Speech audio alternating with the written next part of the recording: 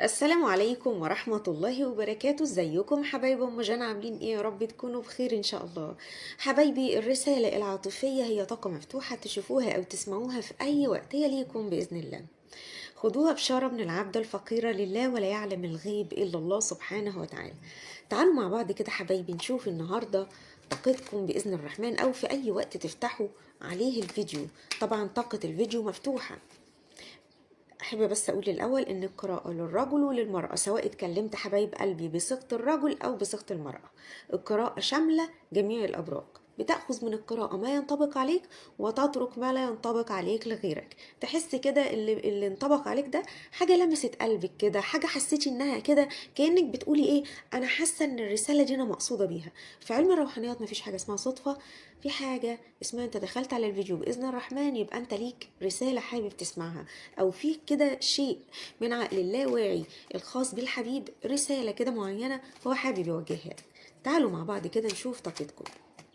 في حاجة كده مرت قدام عيني، بس انا الاول كده حابة اقول لكم ان انتوا اولا عندكم بداية جديدة باذن الله، في فرحة داخلة عليكم، او انتوا منتظرين يا حبايب قلبي عودة الحبيب بفارغ الصبر، وكأنكم نفسكم قوي الحبيب يرجع، نفسكم قوي تحسوا بالذكريات اللي فاتت او بجمال الايام اللي فاتت. بس انا شايفه كمان للبعض منكم انه عنده بدايه جديده مع حبيب جديد، او في شخص مثلا دخل حياتكم، في شخص ممكن يدخل حياتكم باذن الرحمن. طاقتكم بتقول ان انتوا هتفرحوا بحاجه جديده، او حاجه ممكن تكون مبهرة بالنسبة لكم لدرجة ان انتوا هتبقوا مش مصدقين. ففي شخص جاي لك في حياتك هيفرح قلبك، او الشخص اللي انت يا حبيبة قلبي حاطه نيتك عليه وداخله بيه الفيديو ده، داخله عشان تسمعي عشانه الفيديو ده، فالشخص ده ممكن يكون راجع لك قريب جدا، او باعت لك الرسالة اللي انت هتسمعيها دلوقتي. طيب شايفة ايه تاني؟ انا شايفة يا حبايب قلبي يمكن طاقة الشخص ده ظهرت كده من نفسها. الشخص ده حزين قوي على بعدك، الشخص ده متأثر قوي، الشخص ده يعني ممكن كده يكون قرب ان هو تحسي لدرجة انه ممكن يغمى عليه من شيء حصل، من شيء حصل، ودلوقتي انا حاسة بطاقته. تعالوا كده نشوف ايه اللي هو اتأثر بيه الشخص ده. الشخص ده مجروح قوي قوي قوي يا حبيبتي، مجروح جدا، مجروح لدرجة انه هو نفسه مش قادر يتحمل الصدمة دي. وتحسي ان الشخص ده بيقعد لوحده في اماكن منعزل، تحسي ان الشخص ده من جواه تعبان نفسيا قوي، او منهار نفسيا. بس انا عايزه اعرف يعني ايه السر اللي مخليه لدرجه ان هو مش قادر يتصور يعني فكره عدم وجودك. طيب ماشي، فكره عدم وجودك اكيد تعبان نفسيا، واكيد تعباك انت كمان، يعني مش هو لوحده.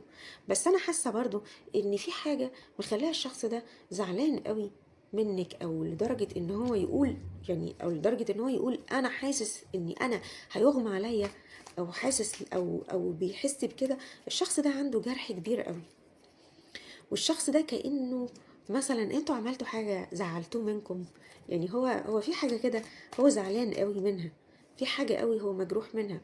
الشخص ده شايفكم انتوا العالم وما فيه، هو حاسس بكده.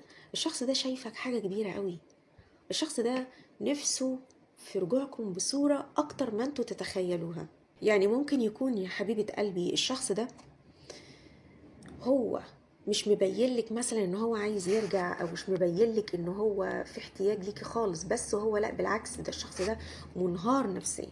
الشخص ده بيقول لك انا عايز اجيلك جري، الشخص ده بيقول لك سامحيني، سامحيني اني انا خذلتك في يوم من الايام، سامحيني اني جرحتك. بيقولك انا مش قادر اتحمل بعدك، مش قادر اتحمل صدمة انك انت زعلانة مني. فانا شايفة هنا شخص يعني خلاص منهار لدرجة انه فعلا ممكن يغمى عليه من تعبه، او من نفسيته، او من ضيقته. الشخص ده حزين قوي على بعدك، الشخص ده بيقولك انت كنت مصدر العطاء بالنسبة لي، انت كنت حاجة جميلة قوي.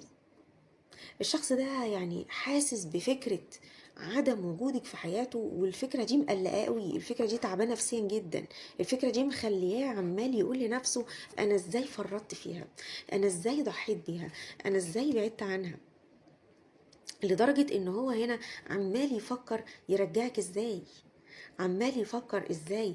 يعني هو ليل نهار عمال يحلم بطاقتك، وليل نهار عمال يحلم ويقول طب ارجعها ازاي، اوصلها انها تحبني تاني زي الاول ازاي.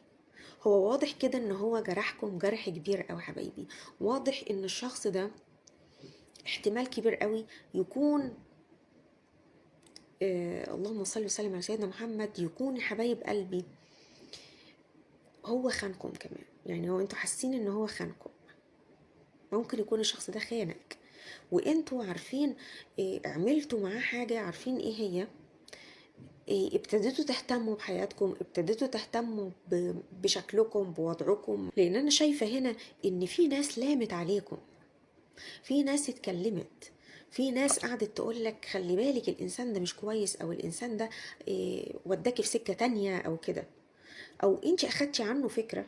انت للبعض بقى، النقطة دي مش للكل، ان الشخص ده كان عايزك عشان يعني حاجة معينة، وانتوا اكيد فاهميني يعني. فانت حسيتي بكده، وحسيتي ان هو بيتلاعب بيكي، فانت بعدتي عنه. فالشخص ده يعني كاد ان يغمى عليه حرفيا من انك انت ازاي تسيبيه، إيه، وازاي تاخدي عنه الفكرة دي. طيب للبعض منكم برضو عشان اكون واضحة في القراءة دي، للبعض منكم هو فعلا كان عايز منك ده. طيب انا اعرف ازاي يا ام جانا بقى اذا كان القراءه دي انا مقصوده بيها ولا لا؟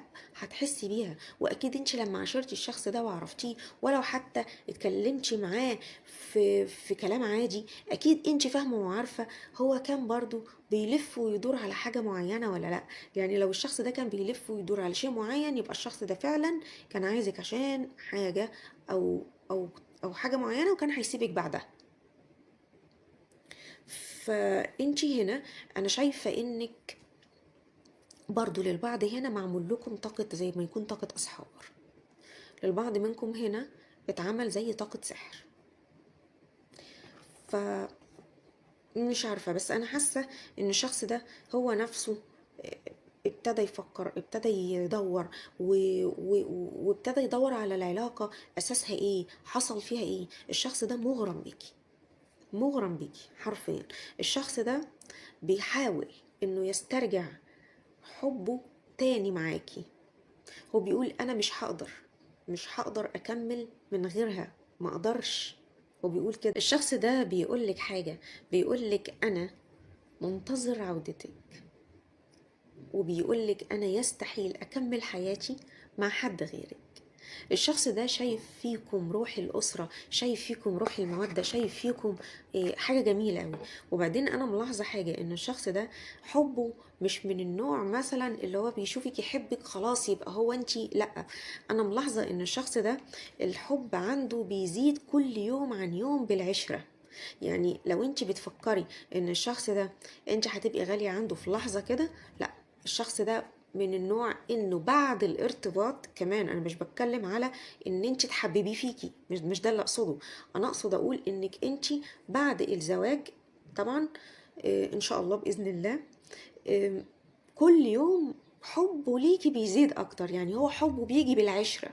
فالشخص ده انا شايفة هنا في ألفة، شايفة هنا في رجوع، شايفة هنا في ارتباط بإذن الله. او كأن القراءة دي بتقولك الشخص ده هو بيقولك انا يستحيل اكمل حياتي مع حد تاني، انا جايلك، انا راجعلك، انت الهدف، او انت الهدف الخاص بيا، انت هدفي في الحياة. لدرجة يا حبايب قلبي ان هو بيقعد مع نفسه بصوا منهار، يعني بيقعد مع نفسه، اللي حواليه مصدومين، واللي حواليه على فكرة عارفين قصة حبه دي، او عارفين ان الشخص ده مش قادر يعيش من غيرك، او الشخص ده فعلا حبك من قلبه.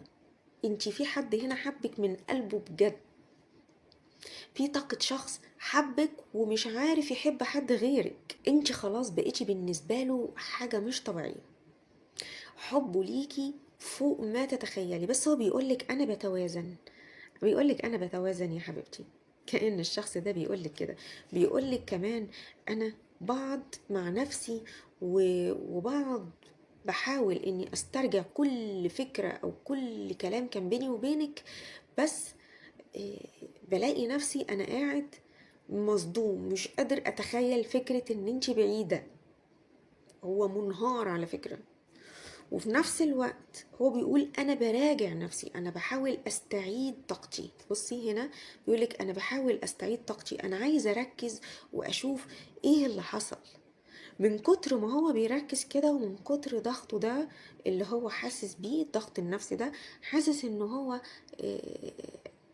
تعبان، او ممكن ان هو يعني عارفين كده يفقد سيطرته على عقله، تحس انه عقله هيطير. والشخص ده بيقولك انا قاعد برتب اوراقي. يعني شوفوا حتى هو قعدته من اول القراءة، قعدته وهو قاعد بيقولك انا قاعد برتب اوراقي، انا قاعد بعمل يعني خططي، او بعمل حوارات كده ان اقدر ارجعك بيها. هو نفسه مش قادر ان هو يستغنى عنك على فكرة. يمكن الشخص ده هو بيحاول على قد ما يقدر انه يرجعك، لكن هو من جواه في بيقولك انا جوايا صراعات، جوايا صراعات كتيرة قوي، مش عارف اني اتحرر منها.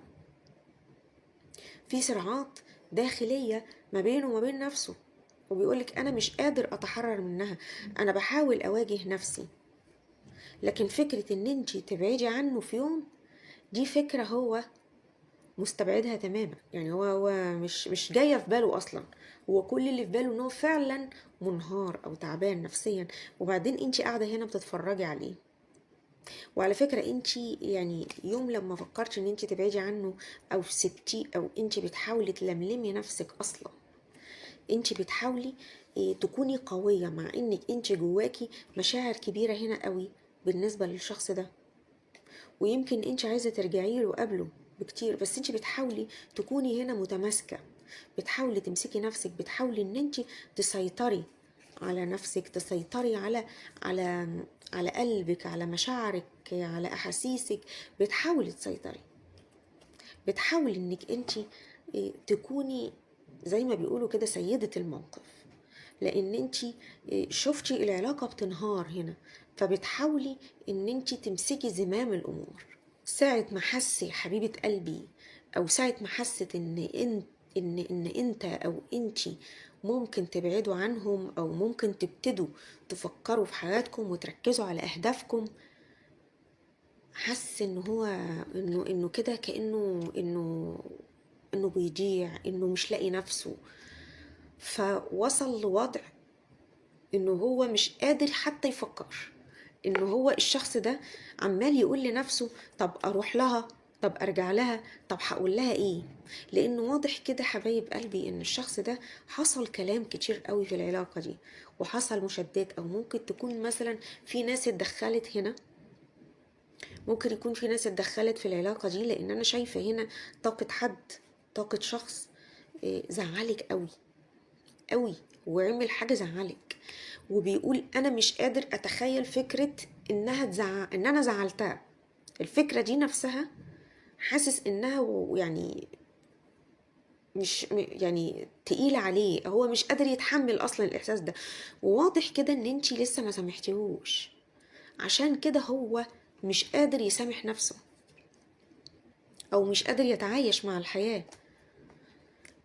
على فكرة كمان ممكن تكون الكارما هنا جابتلك حقك من الشخص ده، وهو اكتشف كمان من ضمن الاشياء اللي هو اكتشفها، اكتشف ان انتي بسبب اللي هو عمله فيكي كل حاجة بتحصل له زي ما تكون كارما واقع عليه بسبب شيء هو عمله فيكي.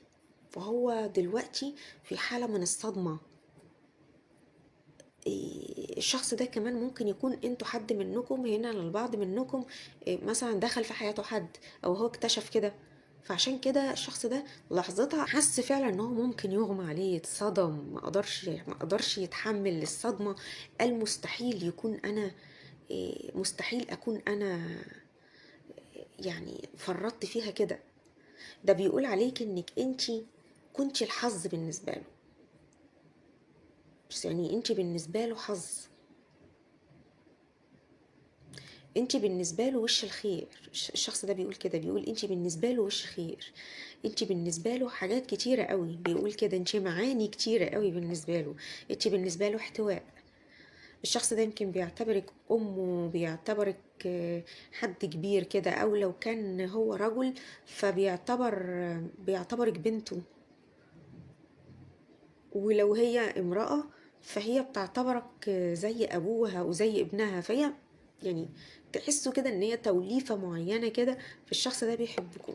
بس هو العلاقة هنا في الفترة دي غامضة شوية، بس هو متعلق بيكي جدا جدا جدا الشخص ده، ومش قادر اصلا يتخلى عنك. حبايب قلبي، بكده القراءة تكون انتهت أو الرسالة العاطفية تكون انتهت. انتظروا مني رسائل جديدة من رسائل توائم الحب. شكرا ليكم حبايبي، والسلام عليكم ورحمة الله وبركاته.